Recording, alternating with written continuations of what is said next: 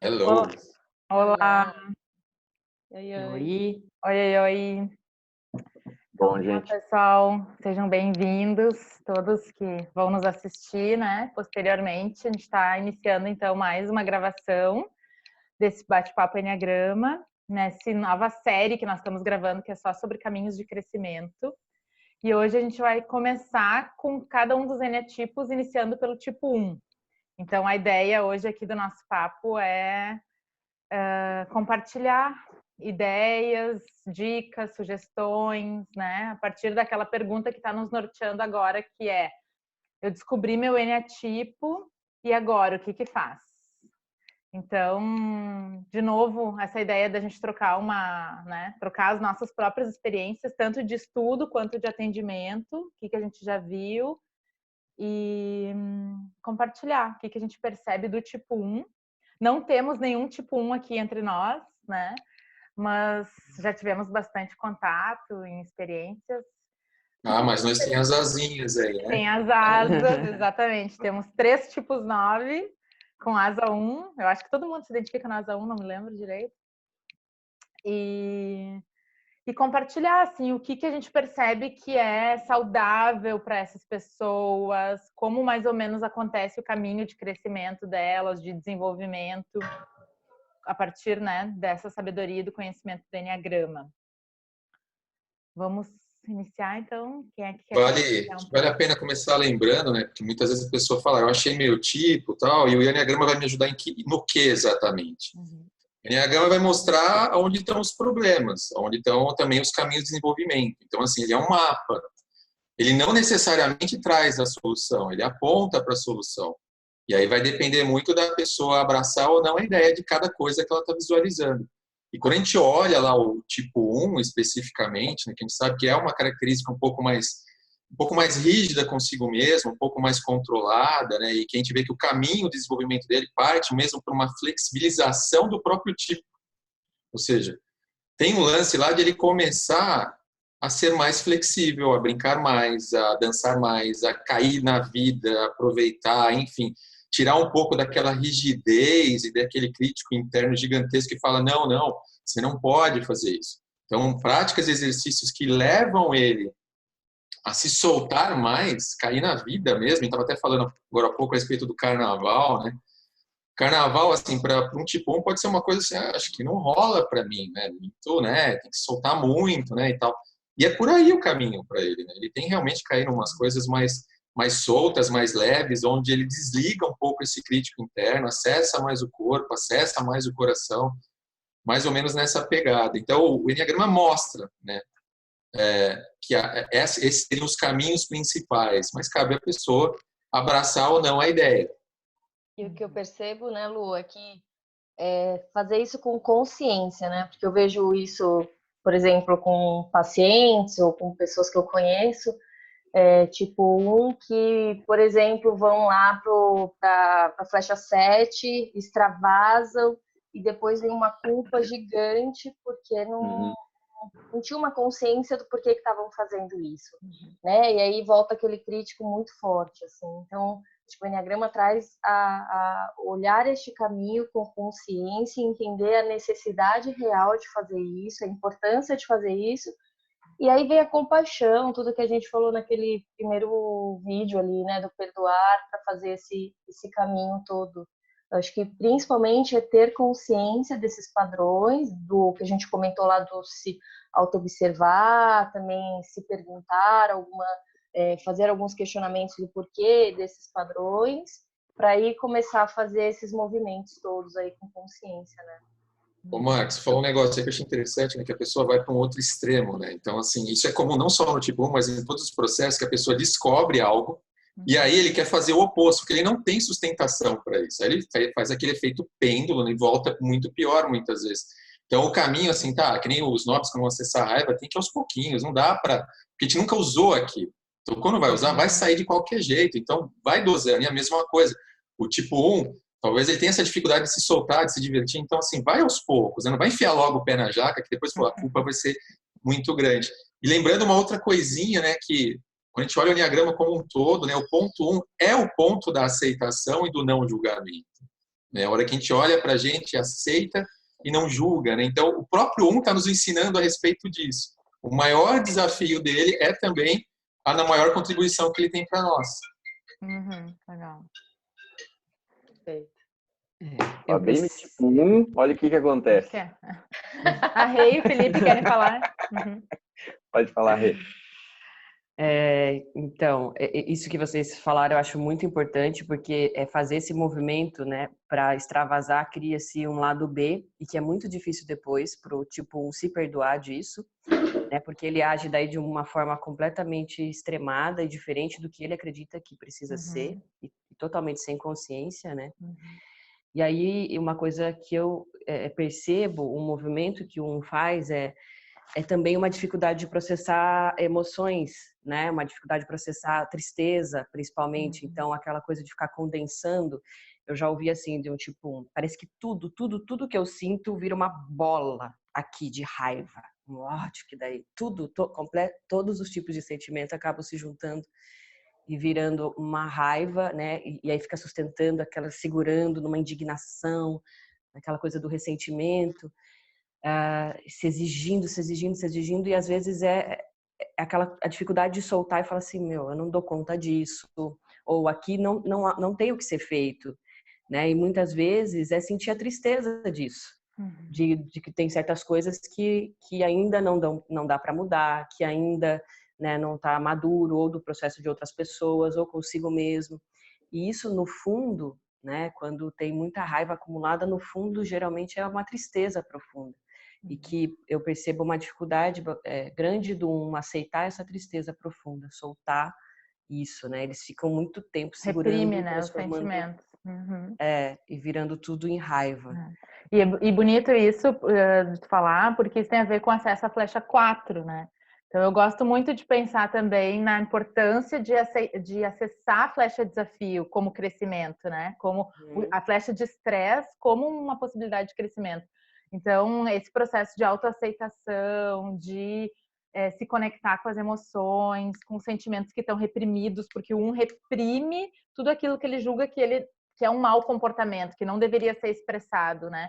Então, na flecha 4, é tanto o resgate dessas emoções, e se isso for feito com consciência, faz toda a diferença, porque senão é mais chicotinho e punição, né? E ali na flecha 4 também tem a espontaneidade, a autoexpressão do tipo 4, né? A criatividade, a sair daquela regra do tem que ser assim, assado, e todo aquele script, para depois acessar a flecha 7, daí sim, um outro nível de consciência que tem a ver com se permitir, com curtir a vida, que isso que o Lu estava falando, se jogar, mas não como um efeito vai e vem viciado, né? Que daí fica assim, é muita repressão e daí daqui a um pouco acessa a flecha 7 com rebeldia. Daí não dá certo, porque depois se pune e volta, né? Então, a importância, perfeito, desse movimento de autoaceitação, né? Que tem muito a ver com a flecha 4, com chorar, com se permitir sentir. O que eu vejo muito, assim, no tipo 1 no Eneagrama, é quando ele entende que o Eneagrama é uma lista de tarefas para se desenvolver. E aí, como ele já é uma pessoa que vai botar para fazer, tem a capacidade de se organizar, ele consegue ter a disciplina para fazer, ele encara aquilo como mais uma lista de tarefas para se vencer na vida e fazer dentro daquela disciplina que já é do tipo, né? Então, aquilo vira uma autocobrança. Então, ele fala, bom, agora eu tenho que virar isso. E aí ele começa a fazer o checklist do dia, de tudo que ele fez. E como a gente vem falado muito aqui, quando isso acontece, eu estou tentando copiar o meu desenvolvimento. Eu olho e falo, bom, eu na minha essência sou assim, então eu vou tentar impor para mim mesmo que eu me torne aquilo. E eu vou começar a me cobrar a ter comportamentos muitas vezes que são forçados. Então eles são uma cópia de como seria um 7 desenvolvido, né? Que acessando essa flecha da leveza, da alegria, da presença do momento. Então eu vou tentar fazer isso, mas eu não sei, como vocês falaram, né? Eu não sei bem como se faz isso. E pior ainda seria, né? No caso, às vezes quando a gente acessa essa nossa flecha de desenvolvimento sem a consciência Então eu vou lá, meto o pé na jaca, né? Mas depois eu volto e fico com culpa. Putz, por que eu fiz isso e tal? Então esse movimento sem consciência, ou tanto que no 4, o 1, muitas vezes ele vai lá, acessa os sentimentos, chora, faz da pitina, vamos dizer assim. E aí o que acontece? Ele volta triste porque ele acessou os sentimentos e ele extravasou naquele momento. Ele acha que ele perdeu a postura que ele tem naquele momento, mas ele foi lá, acessou o sentimento, chorou, ficou triste, desabafou o que ele precisava, né? Então, quando volta com aquela cobrança de ter ido, você tem a consciência de ter ido até aquele lugar. Eu acho que isso é uma coisa que vale muito a pena, não só para o tipo 1, como o Luciano falou, o 1 ele vem mostrar essa aceitação de quem nós somos, né? Retirar essa cobrança da perfeição, né? Desse perfeccionismo. E ele vai trazer essa ideia de que, bom, as coisas elas são perfeitas do jeito que são e tudo bem, eu aceito isso, eu entendo. Acho que a Monique falou muito bem, tem coisas que eu não vou conseguir mudar, né? Tem coisas que eu tenho que relaxar e deixar acontecer. Eu vou dar um exemplo de um tipo 1 aqui, que foi bacana a experiência dele ter um cachorro, tá? O que aconteceu? O cachorro foi o cachorro primeiro só ficava fora de casa, né? E aí o cachorro foi começando a entrar na porta, ele foi começando a ir, até que um dia o cachorro estava no sofá. Então, para quem sabe o que é um tipo 1, autopreservação, que gosta de cuidar da casa, gosta de tudo limpinho, tudo no lugar, entender que o cachorro, ele relaxa, ele traz amizade, ele traz conforto, ele traz carinho, mesmo que a casa fique um pouco suja, né? Mesmo que tenha uns pelinhos no sofá. Então essa acho que é uma ideia legal pro tipo 1, assim, dele são trabalhos que ele pode focar em uma coisa, que é uma coisa simples, vou me permitir ter um cachorro, né? E o cachorro vai estar dentro de casa e ele vai fazer a baguncinha, ele vai fazer e eu vou acessar isso com leveza lá na flecha 7, tá tudo bem, não faz mal sujar, depois a gente limpa. Então, muitas vezes a pessoa vai querer, legal, vou ter um cachorro. E aí aquilo se torna um fardo na vida dela, né? Porque receita pronta não funciona para ninguém. Você tem que desenvolver o teu processo. E eu acho que o Enneagrama é bonito por isso. A gente desenvolveu o nosso processo, entendendo quais são eu e o Luciano, esses dias a gente conversou fora e acho que uma coisa que valia falar no primeiro vídeo, que acho que até o Luciano concordou, por onde eu começo o meu processo de desenvolvimento depois que eu descobri o meu tipo? O que mais lhe atrapalha? O que mais está lhe doendo naquele momento? O que mais está ali? Então, escolha uma coisa, não saia atrás de receita pronta, porque o tipo 1 ele vai fazer muito isso. Então, escolha uma coisa que hoje te atrapalha e começa a trabalhar com isso, com um terapeuta, com um coach, você mesmo, enfim. Acho que essa seria, para mim, o mais importante. Assim. E até porque, né, eu lembro uma paciente chegando, tipo 1 também no consultório, e o quanto... Porque o tipo 1 é esse paradoxo, né, que a pessoa vem buscar melhorias, vem se aprimorar e quer se desenvolver. E aí, quando chega ali, entende que, na verdade, às vezes ela tem que fazer o oposto, ela tem que extravasar, ela tem que fazer umas coisas que ela não se permitiu até aqui ao longo da vida toda, assim, isso, como assim, né? Gera estranheza num primeiro momento, e novamente, né? Se não é trabalhado e mostrado, e pode gerar essa culpa ou essa cobrança, assim. Por isso que é um paradoxo para eles, né? Que a gente fala que o 1 é o único que precisa estragar um pouquinho, né? E outros, todos os outros precisam se desenvolver, precisam se trabalhar. A gente brinca aqui, brincando, né? Que precisa se estragar no bom sentido de acessar mais várias opções, experimentar a vida, pôr a mão na lama, né? Então é nesse sentido de experimentar. Tem uma armadilha mesmo, né, no processo do tipo 1, né? Porque ao mesmo tempo que ele está lá se desenvolvendo, ele acaba se aprisionando nesse processo de autodesenvolvimento contínuo, desse aperfeiçoamento. Um termômetro que eu acho que é bem legal a gente observar para ver se ele está realmente no caminho certo de desenvolvimento é o corpo. Então, olha o corpo dele, ele está ficando mais relaxado, as tensões estão diminuindo, ele continua travadão, ele continua sentindo tudo, reprimido, com tudo, sabe, tudo travado. Então, pedir para um tipo 1 começar a observar, você está no caminho certo, teu corpo está ficando mais relaxado, você está sentindo, está conseguindo botar um pouco mais as emoções, as expressões para fora, tanto raiva como emoções do coração e tudo mais. Então, tem uma leitura corporal ali que vale muito a pena ele perceber. Senão ele transforma mesmo o processo de aperfeiçoamento numa nova prisão. Cara, eu vou continuar nesse molde né, e se perdendo, né? Me vem o ponto, né? O ponto 1 e o ponto 4 são pontos de muita idealização, né? O mundo idealizado.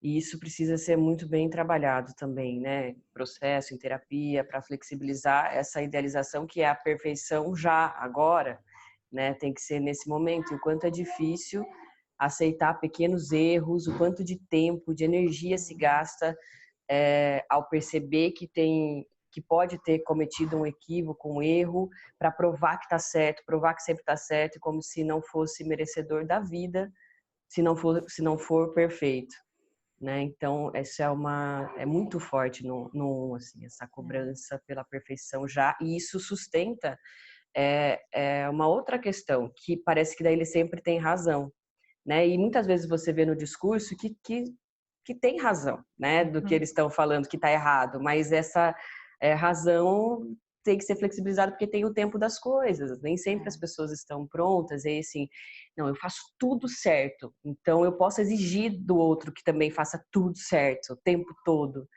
né? Cai nessa coisa que é muito E inflexível. eu acho legal quando a gente pensa assim que o trabalho do tipo 1 tem a ver também com sair um pouco desse papel de juiz, né, que critica, que é dono da verdade, para se transformar muito mais uma testemunha da vida, que é esse papel de observador. E a virtude da serenidade vem muito desse mental elevado, né? Então, a gente sabe que o corpo dele, né, um tipo instintivo, sequestra o emocional e fica tudo uma bagunça, e eu vejo que a gente recupera muito, ou trabalha muito bem com o tipo 1 quando a gente eleva o mental. Então, trabalhar virtudes, como eu observo assim, nos meus atendimentos, que quando as pessoas se propõem a estudar não só o caminho do enneagrama, então qual é o passo a passo para eu me desenvolver, mas quando elas mergulham em sabedorias, em buscar conhecimento, em buscar um entendimento mais elevado da vida, isso dá parece que vem trazendo essa serenidade para sabe? Esses dias eu estava atendendo uma pessoa que está estudando todo o conhecimento do Bert Hellinger, da constelação sistêmica, da ancestralidade, e como isso vem trazendo uma paz interior, né? Ou às vezes a pessoa mergulha, sei lá, no ramo da filosofia, Ho'oponopono, tantas outras coisas, assim, e isso vem trazendo esse mental superior. E uma coisa que eu percebi nos atendimentos também que funciona muito bem é a pausa sagrada, que é quando sente aquela bola de raiva que vem e vai subindo da barriga, é uma coisa que é uma vontade de dizer para o outro que está errado, como é que ele deveria fazer, que aquilo é injustificável, que é aquela coisa que já começa a levantar o dedo, né? E dizer tudo que está errado, assim, conseguir respirar, acalmar e acessar esse mental superior, né? Que daí vem de novo essa coisa, sair dessa posição de juiz, dono da verdade, para entender, e daí vem, se tiver uma asa 9, melhor ainda, né? Porque daí Eu ia falar isso, é entender o ponto de vista do outro, né? Não, mas o que está acontecendo aqui, né? Como é que tu tá te sentindo? Qual é a tua opinião sobre o que está acontecendo? E daí a gente assistiu juntos o filme A Cabana, né? A gente assistiu A Cabana. Eu ia falar isso, A Cabana é o melhor filme para tipo 1. Isso, quem é tipo 1 e estiver nos assistindo e ainda não viu o filme A Cabana, tem que assistir aquela cena, né? De quando do julgamento, o ator se coloca nesse papel de juiz, dono da verdade sobre a vida, né? E Deus diz que não, né? Existem outros tons de cinza que estão por trás de tudo isso e a gente não faz a menor ideia. Eu poderia colocar um passo antes, que eu acho que é interessante para o tipo 1, porque eu vejo às vezes por ser esse instintivo, corporal, ele tem um pouco de dificuldade de entender, e aí você falou dessa questão do mental, eu acho que o mental, um desenvolvimento legal para o tipo 1, é quando ele começa a se auto-observar. Por quê? O corpo vai levar ele para fazer as coisas. Então, o que acontece muitas vezes com o tipo 1? Ele está sentado, assistindo TV, de repente ele levanta e começa a varrer a sala, né? Principalmente se for uma autopreservação. Ou ele vai levantar, Se ele for um social, no caso, ele vai levantar, ele vai criticar o comportamento de outra pessoa, né? Se for um sexual, vai cobrar a perfeição no relacionamento. Então, cada um, né, nessa situação. Ou vai reprimir, né, também, muitas vezes. Isso. Quando que ele starta essa ação sem ele sentir mentalmente que ele está indo fazer aquilo, né? Então, a força vem da barriga e ele simplesmente vai fazer a coisa porque aquilo está errado e eu tenho que resolver. Só que ele não pensou que, opa, agora eu vou levantar e eu vou lá e vou resolver aquela situação que está tô sentindo que ela está me angustiando agora. Não, a coisa vai angustiando, sem ele sentir, que vocês falaram, essa bola que vem, né? A hora que ele sente essa bola é porque ele já ficou muito tempo antes juntando coisas na cabeça e já estão cozinhando ele ali dentro. Aquela panela de pressão já está. Então, o tipo 1 começar a reparar, eu acho legal, a gente já conversou com a Rê também, é uma coisa que eu gosto de fazer, é dar nome para essa pessoa. Quem é essa pessoa que levanta e vai corrigir o outro, né? Quando que ela está aparecendo ali? Então, dá um nome, se ela é a juíza, né, o certinho, a família já dá um apelido pra gente, muitas vezes, né? O Crica, pode ser um apelido mais gostoso, enfim, mas que seja mais confortável para você. Então, quando que aparece essa pessoa, que ela toma a tua consciência e o teu corpo simplesmente vai lá e faz alguma coisa para corrigir a situação que você acha que está errado. Quantas vezes essa pessoa aparece no dia? E aí uma dica bacana que eu dou não só para o mas para todos, você consegue respirar e deixar e fazer a transmutação dessa energia que está te fazendo aquele impulso para ir lá fazer, né? Então são alguns passos. Primeiro eu percebo que está acontecendo aquilo, né? Aí depois eu vejo que aquilo está me angustiando, está dentro de mim. Eu consigo respirar e fazer isso, transformar essa energia, ver o que está acontecendo, sentir isso em mim. O maior tempo que você conseguir manter esse sentimento que você está percebendo em você e ir transmutando ele na respiração, respirando ali, trazendo para o coração, trazendo para a presença, isso é um trabalho de autoconhecimento. Então, isso é o desenvolvimento do Enneagrama. O Enneagrama ele vai te mostrar aonde você tem que observar com mais cuidado. Então, a gente tem aí os instintos que eles vão te botar a direção para determinadas situações, que você vai ficar como um tipo 1, você vai ficar mais atento em determinadas situações, e isso vai te dar eu acho que é o tesão da vida para o 1. Ele se sente muito bem quando ele está fazendo aquilo que ele acha que ele está corrigindo o que está errado, e a responsabilidade é dele de corrigir o que está errado. Então, quando que ele consegue respirar e relaxar nesse momento? Pode falar. Que junto com isso, Fê, me vem muito essa dinâmica também de ter a percepção de o quanto que eu estou buscando corrigir fora aquilo que eu não consigo corrigir dentro, que é muito forte, a dificuldade de ver os próprios erros, que é a real busca pela integridade. Então, eu acredito que se eu tenho uma falsa crença que se eu corrigir fora, que se o meu parceiro for perfeito, eu vou ser perfeita, estar junto naquela perfeição, que se o meu ambiente for perfeito, organizar as coisas, isso acalma, né? E se o social, a mesma coisa, se eu corrigir todo mundo for perfeito, eu também. Então, é buscar fora o que se perdeu dentro, né? Então, um precisa mergulhar também nesse movimento. Por que eu tô com tanta necessidade de corrigir o outro? E muitas vezes, no atendimento, você percebe que no pulo ele se pega cometendo falhas, cometendo erros, e é muito difícil, né, para ele se perceber que eles também falham, que eles erraram, né, que tem equívocos também, né, e a dificuldade de se perdoar, de aceitar isso, é uma dinâmica muito forte, né, essa crença de achar que se eu corrigir fora, eu vou estar corrigindo dentro, quando na verdade é o contrário da busca pela integridade, que é quando eu corrijo dentro e eu integro tudo dentro, eu tenho uma pacificação, né? Eu consigo deixar o outro ser quem ele é, no processo dele, no tempo dele. E que às vezes é muito mais autoaceitação do que corrigir, né? Exatamente. Que é uma autoaceitação, um acolhimento de si, né?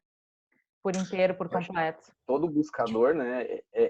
Esse ponto, se a gente for falar lá primeiro 9, né? A gente integra e se sente presente, e o auto-perdão. Eu acho que o 1 é muito bonito por essa questão que não é só pro 1, pro tipo 1, tudo isso que a gente está falando.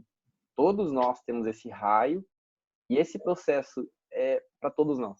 Eu acho que é isso que é bacana, assim. Uma autora que me ajudou muito na minha caminhada, eu com Asa 1, sinto bastante essa energia da autocrítica, do autojulgamento, e uma autora que me ajudou muito foi a Louise Hay, com aquelas obras, né, de auto-perdão, autoaceitação. Quando eu comecei a mergulhar nas afirmações positivas, no acolhimento da Louise Hay, eu entendi o quanto operava um juízo interno de crítica, de severidade, de condenação interior, assim. Então, fica também a dica para quem puder buscar por meditações e trabalhos de amorosidade, né? O Ho Oponopono também, eu já falei, essas leituras de eu confio, eu agradeço, eu entrego, eu aceito, né? Então, quanto mais as afirmações positivas, que é esse jeito mais amoroso de falar com a gente mesmo e mais positivo no dia a dia, para mim, pelo menos, sempre funcionou muito bem. Eu acho que também é uma opção, assim, são recursos que a gente pode ir implementando, né? Vale a pena lembrar também da questão que eles aprendem muito com as crianças, né? Um entrando na vibe das crianças, que assim, aquele improviso, aquela ingenuidade, tá tudo bem do jeito que tá, lambuzou, errou, quebrou e tá rindo de tudo. Entrar nessa vibe onde não há muito controle das coisas, as coisas fluem, né? Então eles aprendem muito convivendo com criança e voltando a ser aquela criancinha lá, né? E isso é bem legal, assim também como atividades que envolvem bastante improviso, né? Dança, o próprio teatro, né? Qualquer coisa que ele faça, eu não tenho nem ideia do que vai acontecer, não está no meu controle, não vai ser nada. Eu vou pegar, desenhar qualquer coisa e ficou feio, ficou bonito, tô nem aí, porque não é isso que tá. É o processo, é a brincadeira, é extravasar, né? A gente vê muitas vezes aqueles artistas que pegam um monte de tinta, joga na parede, faz aquela puta lambança. Cara, pede para o fazer isso, que ele vai sentir, né, cara?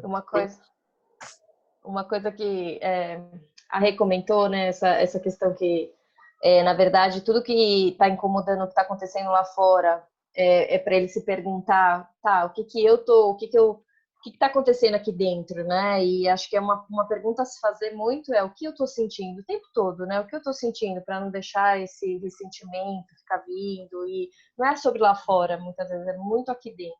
E o Lu falou agora de criança, me lembrou desse movimento deles, assim, que na verdade talvez em algum momento tenha percebido que para ser amado, talvez tivesse um caos no externo, e ele precisava ter uma ordem, né, ou organizar alguma coisa ali, ou mesmo organizar, se está organizado dentro de si para conseguir ser amado, ser aceito. Então, hoje, às vezes, é muito difícil ele não seguir esse padrão, porque ele está em busca disso, dessa aceitação, como todos nós, né?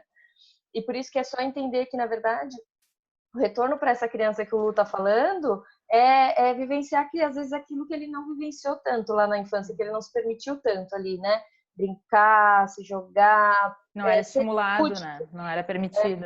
Não era permitido toda essa parte lúdica, né? Então, voltar para esse coração criança mesmo e se permitir. Isso é legal de relembrar, né? Legal de relembrar que a flecha de crescimento é um resgate daquilo que a criança sentiu que ela não podia expressar, né? Que ela não teve espaço para aquilo, né? Então, sempre o coração criança que a Márcia falou tem a ver com a nossa flecha de crescimento, né? Então, no caso do tipo 1, é poder integrar de novo a criança que não foi permitida, né? Brincar, ser espontânea, ser criança, né? Eu acho legal também a questão da cura com os pais, exatamente, né? Esse resgate, essa criança interior, dependendo de cada instinto que a pessoa manifestar, né? For ali o seu dominante e também o seu reprimido, vamos pensar assim, essa cura com os pais, né? Essa cura com aquela criança que em algum momento ela se machucou e achou que deveria ter que levar a vida de uma determinada forma. Ressentimento com relação aos pais, né? Exatamente. Então, dentro da cura dos instintos, vai passar muito essa cura com os pais, né? E lembrando que necessariamente, e até a Marta pode falar, vocês podem falar mais sobre isso, que vocês entendem mais, não é o que a criança passou exatamente no momento, mas sim que ela entendeu daquele relacionamento com os pais. Os pais, eles não fizeram exatamente aquilo. Você entendeu, nós entendemos que aquele momento foi daquela forma. E aí a minha máscara, ela surge naquele momento para falar, opa, para eu sobreviver a essa situação, eu vou ter que ser assim. E aí a gente vai cada vez mais, né, como se fosse um curativo, a gente vai refazendo esse curativo, mas num tiro de baixo, só vai colocando mais curativo em cima. E nem vê como é que tá a ferida. Só fica aquela ferida, né, feita, e eu colocando curativos cada vez mais, que é reforçando essa máscara do meu tipo, eu vou reforçando quem eu sou, para eu tentar fugir daquela ferida. Então, o que o Enneagrama ele vai fazer? Ele vai devagarinho, dependendo da escola, né? Dependendo de onde a gente aprende, alguém vai lá, arranca os paradrapos de uma vez e mostra, tá vendo a ferida aqui, ó? Ou você pode ir com cuidado, observando essa ferida dentro de um processo de cura, dentro do processo terapêutico. E aí a importância da cura tua, não que você vai lá, principalmente com tipo 1, é importante falar isso, você não vai lá arrumar os seus pais.